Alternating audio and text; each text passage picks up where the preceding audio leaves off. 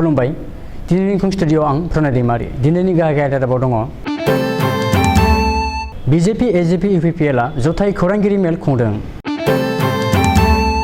हाग्रामाया बेरनो रोङि सिलाइ बिनि बाथ्राया बिथा गैया बुंदों प्रमोद बर'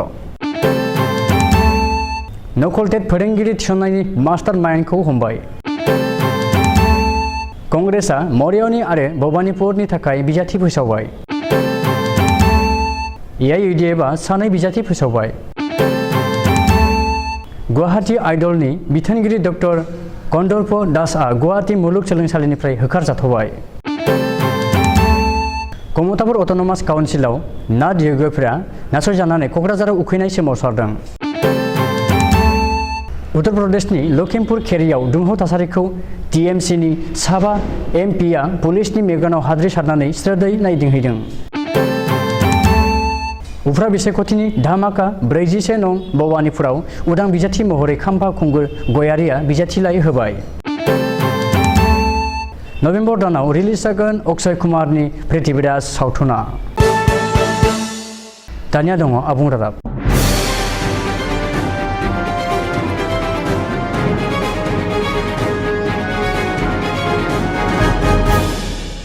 फैबाय थानाय आसाम विधान सभानि उफेरा बिसायख'थिखौ लोब्बा लानानै दिनै खुंथाय गोहोआव थानाय मित्रजोंनि दोलोफोर फारियै बीजेपी एजेपी आरो यूपीपीएलआ मोनसे जथाय खौरांगिरि मेल खुंदों गुवाहाटी आमबारियाव थानाय एजेपी गाहाय मावख' खुंनायाव बे जथाय खौरांगिरि मेलखौ सामलायदों रायजोआरि बीजेपीनि आफादगिरि भवेश कलिताया मित्रजोंनि बे जथाय खौरांगिरि मेलाव बीजेपीनिफ्राय बाहागो लादों रायजोआरि बीजेपीनि आफादगिरि भवेश कलिता एमपी पल्लव लोचन दास एजेपीनिफ्राय बाहागो लादों दोलोनि आफादगिरि आरो मन्त्री अतुल बरा मावफुं आफादगिरि आरो मन्त्री केशव महन्त आरो यूपीपीएलनिफ्राय बाहागो लादों दोलोनि आफादगिरि आरो बिटिआरनि गाहाय प्रमोद बर' आरो मावफुं आफादगिरि रोनगोरा नार्जारिमोना मख'नो गोनांदि फैबाय थानाय उफेरा बिसायख'थियाव मित्रजोंनिफ्राय बीजेपी एजेपी आरो यूपीपीएल दोलोआ खौसेयैनो बाहागो लागोन होननानै मित्रजोंनि मोनथामबो दोलोनि आफादगिरिया रोखायै मिथिहोदों अदेबानि बिटिआरनि मोननै बियाब फारियै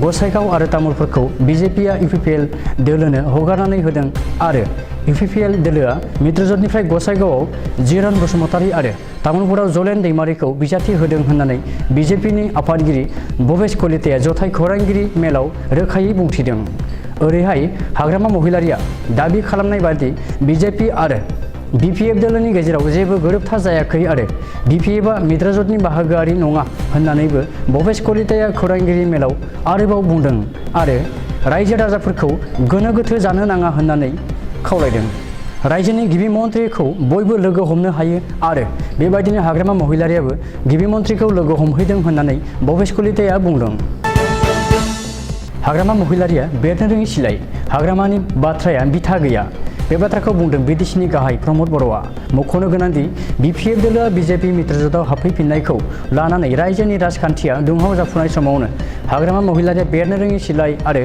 बिनि बाथ्राया बिथा गैया होननानै बुंदों बिटिसिनि गाहाय प्रमोद बर'आ मख'नो गोनांदि बीपीएफ दोलोआबो बीजेपीजों गोरोबथा खालामनानै मित्रजोंनि बाहागोआरि जाबाय आरो बीजेपीआ गसाइगाव बियाबखौ बीपीएफनो हगारनानै होबाय होननानै हाग्रामा महिलारिया खौरांगिरिनि सिगाङाव बुंदोंमोन दाबि खालामदोंमोन आरो फैबाय थानाय उफेरा बिसायख'थियाव बीजेपी बीपीएफ खौसेयै बाहागो लागोन होननानै हाग्रामाया बुंदोंमोन नाथाय बेनि सानसे उनावनो रायजोआरि बीजेपीनि आफादगिरि भवेश कलिताया खौरांगिरिनि मेलनि गेजेरजों रोखा खालामनानै होदों आरो बीजेपी बीपीएफनि गेजेराव जेबो रोखोमनि आफादारि गोरोबथा जायाखै आरो हाग्रामानि बुंनाया सैथोथि गैया होननानै बुंदों मख'नो गोनांदि गसाइगाव बियाबाव यूपीपीएलनि बादायनाया बीपीएफजों जानाय नङा यूपीपीएलनि बादायनाया कंग्रेसनि बिजाथिजोंसो जागोन होननानै खौरांगिरिनि मेल खुंना बुंदों यूपीपीएलनि दैदेनगिरि आरो सानजा क'क्राझार बियाबनि एमएलए लरेन्स इस्लारिया जोबनायाव पुलिसनि जेयाव नांबाय नकल टेट फोरोंगिरि थिसननायनि मास्टार माइन्ड रायजोआव नकल टेट फोरोंगिरि थिसननायनि गाहाय आरो मास्टार माइन्ड मोहम्मद इस्लामुद्दिनखौ हाजो पुलिसआ हमबाय मोहम्मद इस्लामुद्दिनखौ हाजोनि बरेम्बरनिफ्राय हमनो हादों रिपर्ट बादिब्ला बरेम्बरनिफ्राय गुवाहाटी फारसे थांबाय थानाय समावनो हाजो पुलिसआ मोहम्मद इस्लामुद्दिनखौ हमदों पुलिसनि रिपर्ट बादिब्ला इस्लामुद्दिना हाजो ओनसोलनि गोबांसा लाइमोनफोरनिफ्राय साख्रि होनायनि मुङाव 5 लाखनिफ्राय 10 लाख रांसिम लानायनि गोख्रों अजद सिखांदों मख'नो गोनांदि मोहम्मद इस्लामुद्दीना सोलोंथाइ बिफानावल' नङा रायजो सोरखारनि गुबुन गुबुन बिफाननि साख्रियाव थिसननायनि मुङाव लाख लाख रां लादोंमोन आरो बेफोर गासैबो बाथ्राखौ दालाल मोहम्मद इस्लामुद्दीना पुलिसनि सिगाङाव सिमान लाबाय। बबेखानि बेफोर गासैबो नकल थिसनथाइजों लोगोसे नगावनि डक्टर जाहिरुल इस्लामाबो लोब्बा दंफायो होननानै इस्लामुद्दीना पुलिसनि सिगाङाव सिमान लादों होननानैबो पुलिसनि सुलुङाव मिथिहोदों। पुलिसनि रिपर्ट बादिब्ला इस्लामुद्दीना हाजो ओनसोलनि गोबांसा लाइमोनफोरनिफ्राय साख्रि होनायनि मुङाव 5 लाखनिफ्राय 10 लाख रांसिम लानायनि गोख्रों अजद थिखांदों। मख'नो गोनांदि मोहम्मद इस्लामुद्दीना सोलोंथाइ बिफानावल' नङा रायजो सोरखारनि गुबुन गुबुन बिफाननि साख्रियाव थिसननायनि मुङाव लाख लाख रां लादोंमोन आरो बेफोर गासैबो बाथ्राखौ दालाल मोहम्मद इस्लामुद्दीना पुलिसनि सिगाङाव सिमान लाबाय। बबेखानि बेफोर गासैबो नकल थिसनथाइजों लोगोसे नगावनि डक्टर जाहिरुल इस्लामाबो लोब्बा दंफायो होननानै इस्लामुद्दीना पुलिसनि सिगाङाव सिमान लादों होननानैबो पुलिसनि सुलुङाव मिथिहोदों। मख'नो गोनांदि एपीएससी आरो एपीडीसीएलनि उनाव नकल टेट फोरोंगिरि थिसननाय जाथाया सोराङाव फैनाया रायजोआव बयखौबो सोमोनांहोदों।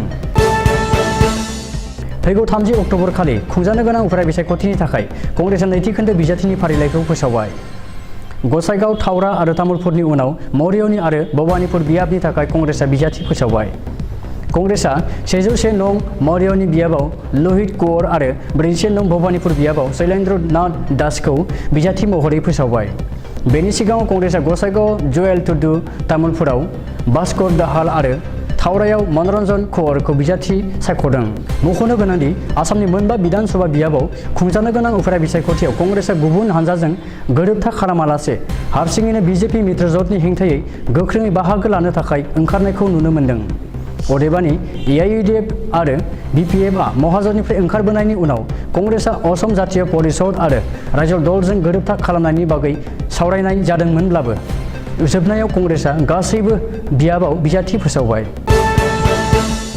खुंथाय गोहोआव थानाय बीजेपी मित्रजोट कंग्रेस रायजो दलनि उनाव एआईयूडीएफआबो उफ्रा बिसायख'थिनि थाखाय बिजाथि फोसावबाय। मोनबा बियाबाव खुंजानो गोनां उफ्रा बिसायख'थियाव एआईयूडीएफआ मोननै बियाबाव बिजाथि फोसावबाय। एआईयूडीएफआ मोनबा बियाबनि गेजेराव भबानीपुर आरो गसाइगावआव बादायगोन। दोलोनि बिथांखि बादियै एआईयूडीएफआ भबानीपुर बियाबाव एडभोकेट जुब्बार आली आरो गसाइगावआव खायरुल आनाम खानकारखौ बिजाथि फोसावबाय। मख'नो गोनांदि 2021 नि बिसायख'थियाव भबानीपुर बियाबाव एआईयूडीएफ दोलोनिफ्राय फनि तालुकदारआ देरहादोंमोन, नाथाय फनि तालुकदारआ एमएलए मासि नागारनानै बीजेपीआव हाबहैयो। गुवाहाटी मुलुगसोलोंसालिनि बेन्दोंआव थानाय आयदलनि बिथोनगिरि डक्टर कन्दर्प दासआ 39 कौटि रां जाख्ल'नायनि दायाव गुवाहाटी मुलुगसोलोंसालिनिफ्राय होखारजाथ'बाय। मख'नो गोनांदि डक्टर कन्दर्प दासआ गाव आयदलनि बिथोनगिरि जानानै थानाय समाव यूजीसीनि जेबो गनायथि गैयाजासेनो मोन 23 आयदानि बिफानाव गासै 70,000 फरायसाफोरखौ पीजी कर्सआव एडमिशन होनानै सोलोंथाइ लाहोदोंमोन आरो नंखायै फोरमानलाइबो होदोंमोन। बे बिथिङाव नोजोर होनानै नायबिजिरनायनि थाखाय आसाम पुलिसनिफ्राय आजिरा मोननाय पुलिस अफिसार पल्लव भट्टाचार्यनो बिबान होनाय जादोंमोन। उननि समाव नायबिजिरखांनायनि उनाव पल्लव भट्टाचार्यआ जेब्ला गावनि नायबिजिरनाय रिपर्टखौ जमा होयो, बे नायबिजिरनायाव गासैबो थाखोमानाय जेंनाफोरा सोराङाव फैयो। गासै 39.6 कौटि रांनि होनाय आरो लानायनि फोरमानआ नुजाथिदों। बेखायनो मंगलबार खालि गुवाहाटी मुलुगसोलोंसालिनि एग्जिकिउटिभ काउन्सिलआ डक्टर कन्दर्प दासखौ गुवाहाटी मुलुगसोलोंसालिनिफ्राय होखारथ'दों। मानो होनोब्ला डक्टर कन्दर्प दासआ मोन 23 आयदायाव नंखाय बिफान खुलिनानै गासै 70,000 फरायसाफोरनि इयुनखौ खोमसि लामायाव नाथ्रोदहरदों आरो 39.6 कौटि रां जाख्ल'नानै गुवाहाटी मुलुगसोलोंसालिनि मुंखौ गाज्रि खालामदों। गुगल ब्रह्मजों दैदेनजानाय कमतापुर अट'नमास काउन्सिलनि मावफुं सोद्रोमा आफादाव नाथ योगीफ्रा आथिखालाव सासेबो जायगा मोनाखिसै। बेखायनो नाथ योगी छात्र सन्थाया मंगलबार खालि क'क्राझार उन्दैफोरनि पार्कआव मोनसे उखैहाबनाय हाबाफारि लादों आरो क'क्राझार जिल्ला बेंगिरिनि गेजेरजों गांसे दाबिलाइ होनानै नाथ योगीफोरनि थाखाय राहा लानांगौ होननानै दाबि खालामदों। दुलाराय आसाम नाथ योगी फरायसा आफादनि आफादगिरि अरबिन्द नाथआ खौरांगिरिनि सिगाङाव बुंदों दि जेब्लासिम कमतापुर अट'नमास काउन्सिलाव नाथ योगीफोरनि थाखाय आलादा मासि दिहुननानै होआ एबा सोद्रोमा सोफाया अब्लासिम दलरै जिरायनानै थानाय जानाय नङा आरो उननि समाव गोख्रोंसिन सोमावसारगोन होननानैबो हुमखिबो होदों। मानो होनोब्ला आथिखालाव नाथ योगीफोरा जेरावबो थगायजाबोगासिनो दङ। उत्तर प्रदेशनि लखिमपुर खेरियाव आबादारिफोरनि बिग्रायखांनाय आरो बिजेपि मावथिफोरनि अनागारजों गोरोबलायै दुंहाव थासारिनि थाखाय पुलिसा बेरेखा दोलोनि रावखौबो थांनो एबा हाबनो होआखैमोन। इनिखि उत्तर प्रदेशनि आगु गिबि मन्त्रि अखिलेश यादव आरो कंग्रेसनि दैदेनगिरि प्रियंका गान्धीमोनखौबो बै जायगायाव थांहोआजासे पुलिसा होबथादोंमोन। नाथाय अब्लाबो तृणमूल कंग्रेसनि साबा एमपिआ गावसोरनि सिनायथिखौ दोनखोमानानै स्रोदै लखिमपुर खेरियाव जाथाय जानाय बिजेपि मन्त्रिनि फिसाज्लानि गारिजों सौख्लायजानाय सानै आबादारि फारियै लवप्रीत सिंह आरो नसत्तर सिंहनि गोथै सह'खौ नायदों आरो बिबार माला बावनानै बै जायगायाव हरसे थानानै फैदों। बे साबा एमपिनि हानजायाव सिलचरनि सुस्मिता देबबो दंफायोमोन। आसामनि गासै मोनबा एलएसियाव जानो गोनां उफ्रा बिसायख'थिनि थाखाय बिजाथिलाइ गथायनाय हाबाफारिया जागायजेननाय लोगो लोगोनो बुधबारखालि 47 नं भबानिपुर समस्तियाव उफ्रा बिसायख'थिनि धामाका फैनायलाय खाम्फा खुंगुर गयारिया उदां बिजाथि महरै गावनि बिजाथिलाइखौ होबाय। बुधबारखालि खौरांगिरिनि सिगाङाव फोरमायनानै खाम्फा खुंगुर गयारिया बुंदोंदि गावखौ गोबां सुबुङानो खावलायनायलाय गोसो दुंखांनानै बिजाथिलाइखौ होनाय जाबाय। दासिमाव गावनि मबाइलाव सा 25,000 बर' सुबुंनि हामलायथि फैबाय आरो गुबुन हारिखौ लाफानानै गासै 33,000 सुबुंनिफ्राय हामलायथि मोननाय जादों होननानै फोरमायदों। गमामायैनो बे खेबाव 47 नं भबानिपुर समस्तियाव उदां बिजाथि खाम्फा गयारिया देरहालांनायनि सावगारिखौ रोखा नुहुरो होननानै गोबाङानो ससियेल मिडियायाव बुंसोलायनायखौ नुनो मोन्दों। मानो होनोब्ला बिजेपिनि बिजाथि पनि तालुकदारा 47 नं भबानिपुर समस्तियाव AIUDFनि MLA खामोन। नाथाय हरखाबै बिजेपियाव थांनानै रायजो राजानि सिमांखौ फेलें खालामनायाव सासे फोथायखेबसु दैदेनगिरि होननानै गोबाङानो बुंदोंमोन। अक्षय कुमारनि गोदानै फैनो गोनां पृथ्वीराज सावथुना नभेम्बर दानाव रिलिज जागोन। नभेम्बर दाननि गिबि हाप्ता अदेबानि 5 अक्ट' खालिनो रिलिज जागोन अक्षय कुमारनि सावथुन पृथ्वीराजआ। बे सावथुनखौ चन्द्र प्रकाश द्विवेदीआ लिरनायजों लोगोसे बिथोन होदों आरो आदित्य च'पड़ाया प्रडिउस खालामदों। फोरमायनो नांगोनदि COVID-19 महामारिनि जाहोनाव बे सावथुनखौनो सिगाङाव फोसावनो गोनां अक्ट'फोरखौ फेलें खालामनांगौ जानानै फैदोंमोन। मोनथिनाय जायोदि थांनाय बोसोर 2020 मायथाइयावनो रिलिज खालामजानो गोनांमोन अक्षय कुमारनि पृथ्वीराज हिन्दी सावथुना। मख'नो गोनांदि अक्षय कुमारनि सावथुन पृथ्वीराजआव फावखुंगुर अक्षय कुमारजों लोगोसे मानुषी छिल्लार, सन्जय दत्त आरो सनु सूद मोना गोख्रों फाव खालामनायखौ नुनो मोनगोन। लोगोसे गोबांसा महरगिरिफोरनि फाव खालामनायखौबो नुनो मोननाय जागोन होननानै सुलुङाव फोरमायदों। गाबोन बृहस्पतिबार खालिनि बड'लेण्डनि बोथोर। भारतनि बोथोर बिगियानख'नि सुलुं बादियै गाबोन बृहस्पतिबार 7 अक्ट'बर खालि बड'लेण्ड हालामनि अख्राङाव दोमैलुनायजों लोगोसे अखा हानाय आरो सान्दुंबो दुंनो हागौ। बड'लेण्डनि आवथायाव थानाय मोनब्रै जिल्लानि बोथोरनि गाबोननि सुलुंफोरा जाबाय फारियै क'क्राझार जिल्ला। गाबोन क'क्राझार जिल्लायाव बोथोरा 33 डिग्री सेलसियास जागोन। चिरां जिल्ला। गाबोन चिरां जिल्लायाव बोथोरा 33 डिग्री सेलसियास जागोन। बाक्सा जिल्ला। गाबोन बाक्सा जिल्लायाव बोथोरा 33 डिग्री सेलसियास जागोन। उदालगुरि जिल्ला। गाबोन उदालगुरि जिल्लायाव बोथोरा 32 डिग्री सेलसियास जागोन। दिनैनि रादाबा एसेनोसै। गोजोन्थों।